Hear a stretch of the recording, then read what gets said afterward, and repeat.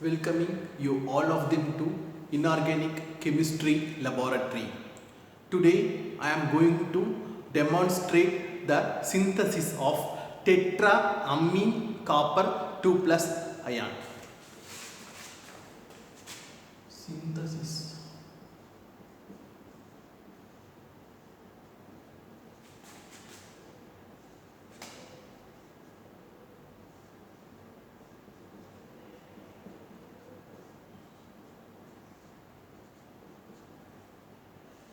First of all, I am going to give very shortcut procedure for the synthesis of this coordination complex.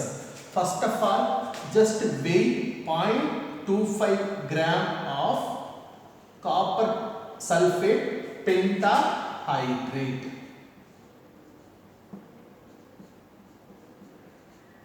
Then dissolve it in 1 ml of distilled water.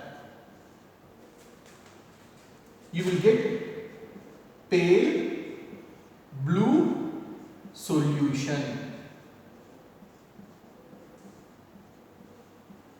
This pale blue solution was further added a drop of ammonium hydroxide. A drop of ammonium hydroxide solution was added. You will get now pale blue precipitate.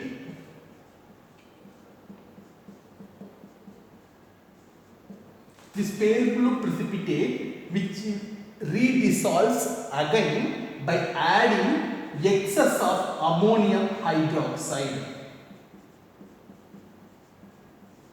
You will get dark blue solution.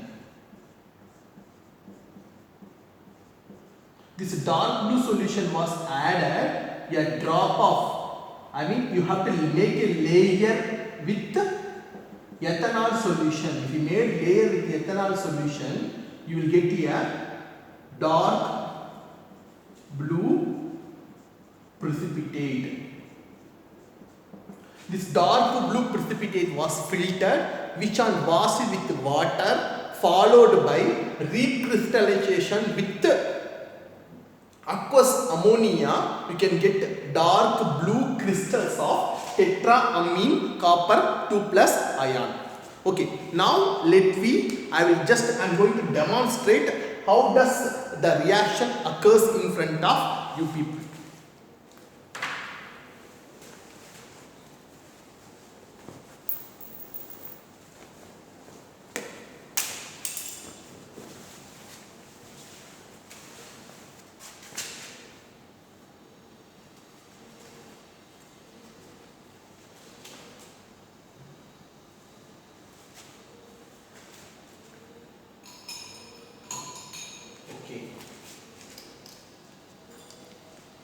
All of them can see that the color of copper 2 plus ion in water is pale blue color solution.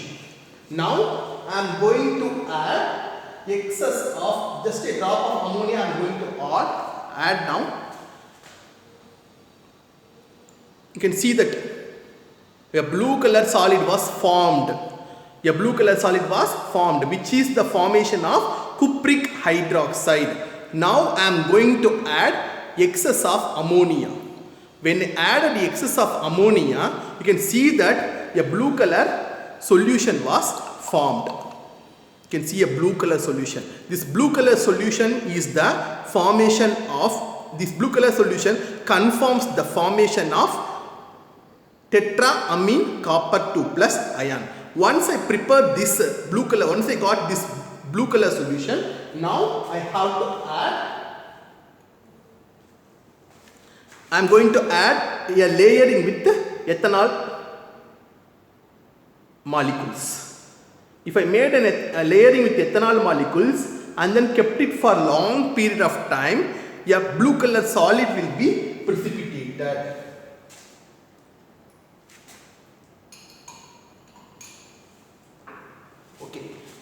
I just kept that blue color precipitate precipitate for some more time. In the meantime, we can see the reaction. How does the reaction occurs? We will discuss the reaction scheme of this synthesis.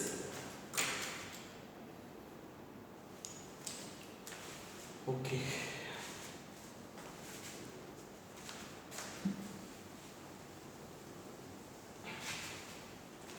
We have taken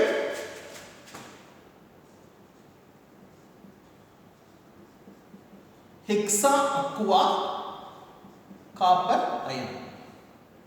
We know that it has octahedral geometry.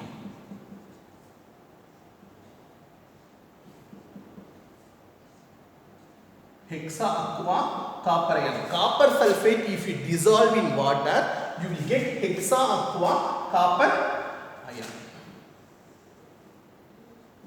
Now I am going to add a drop of ammonium hydroxide.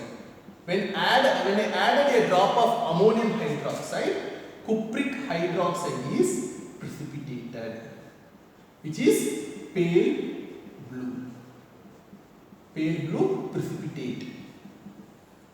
Then now I added excess of ammonium hydroxide. When I added excess of ammonium hydroxide, this pale blue precipitate is redissolved to get dark blue solution.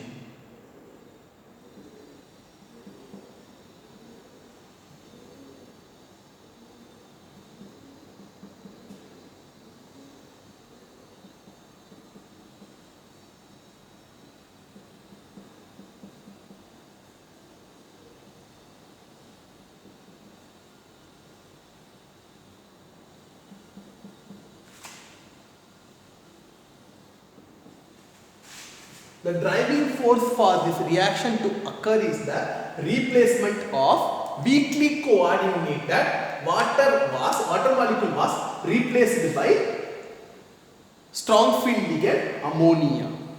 So in this, even though in solution state it exists as octahedral complex, when you precipitated, after precipitated, you got a solid. That solid has mostly 5 coordinated copper center. 5 coordinated copper center with square pyramidal geometry.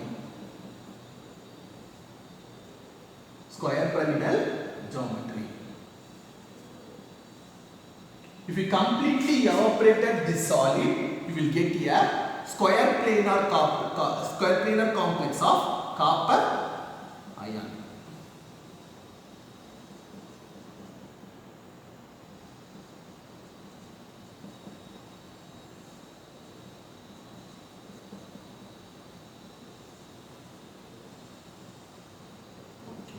So normally in solution state you have 6 coordinated copper complex. After filtration and recrystallization, most of the time it exists either as 5 coordinated copper square pyramidal complex or 4 coordinated square planar copper complex. Either one of them can exist. So it's very clear that ammonia is a strong field ligand that can be stabilize the copper 2 plus charge according to electron neutrality principle. In solution state, what happened? The 4 water molecule was replaced by 4 ammonia that can balance the charge, that can neutralize the charge of 2 plus of copper ion, and that's why what happened in solid state, most of the time you have either 5 coordinated or 4 coordinated copper 2 plus complex. Okay. Now I am just going to talk about the crystal field splitting diagram for this copper complex.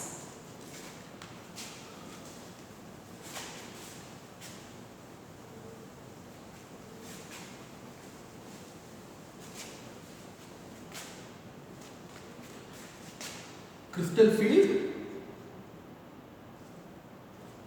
splitting diagram of crystal field splitting diagram of copper 2 plus. So copper 2 plus we know that on octahedral, in octahedral complex, if we made the crystal field splitting diagram, it has, this will be called as T2G level and this one will be called as EG level of copper 2 plus octahedral complex. Because in solution state, copper 2 plus ion exists as octahedral geometry, distorted octahedral geometry. So copper 2 plus we know that it has D9 system. So all the T2G level will be completely filled and the EG level will be one of the D orbitals in the EG level will be singly occupied. So this unpaired electron can exist either in dz square orbital or dx square minus y square orbital. When the electronic transition happens,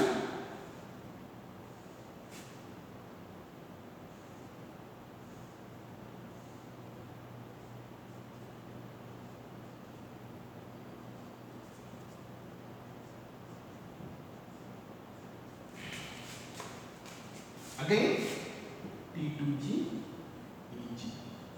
This energy gap will be called as delta 0.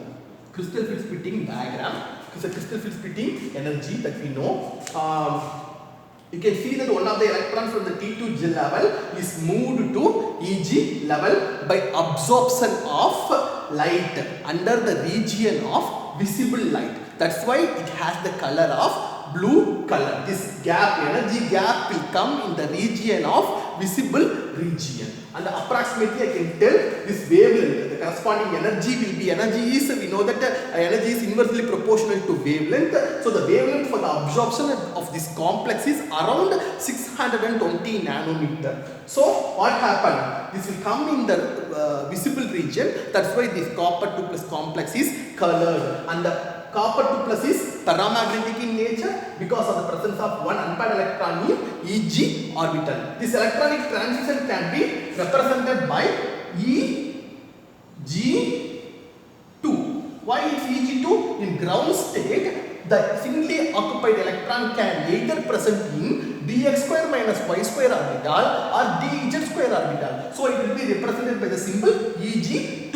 2 represents the presence of one unpaired electron. The overall spin can be calculated by the formula 2s plus 1. So s is equal to 1 by 2. So you will get 2. And it electronic transition T2G3. T2G2. T2G represents triply degenerate because now after electronic transition the single electron can exist in dxy or dxz or dyz. So it will be called as triply degenerate level. So the electronic transition can be simply represented by EG2 to T2G2.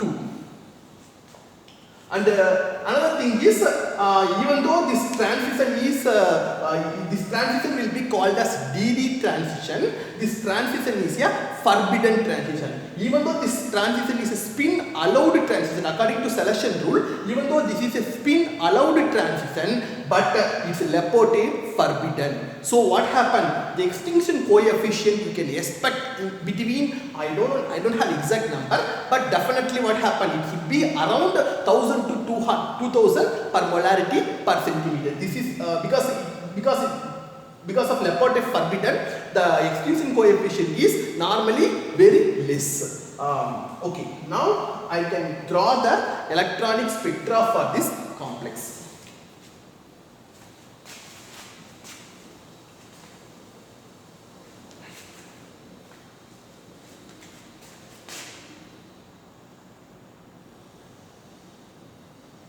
If I draw the electronic spectra for the complex, the x-axis has wavelength and the y-axis we have concentration. Sorry, absorbance.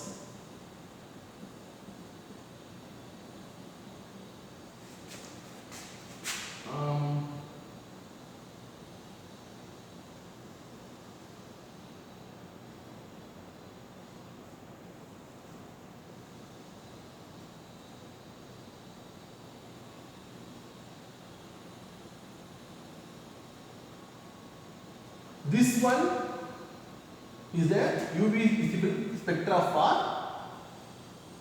hexa aqua copper ion, and this one is the UV visible spectra for tetraamine copper 2 plus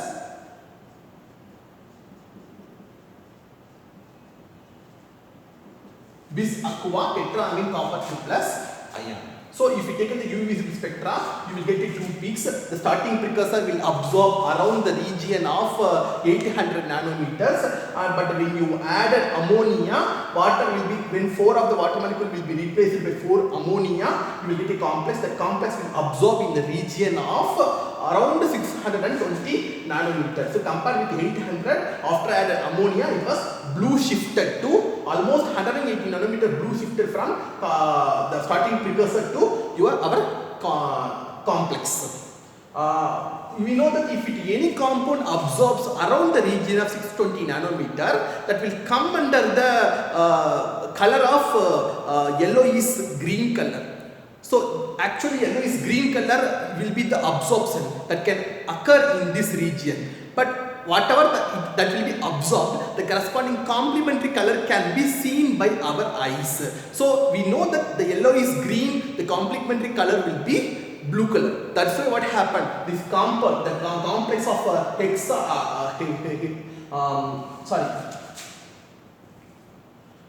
aqua tetraamine copper 2 plus complex looks like blue in color. Okay, I think I can conclude for this session.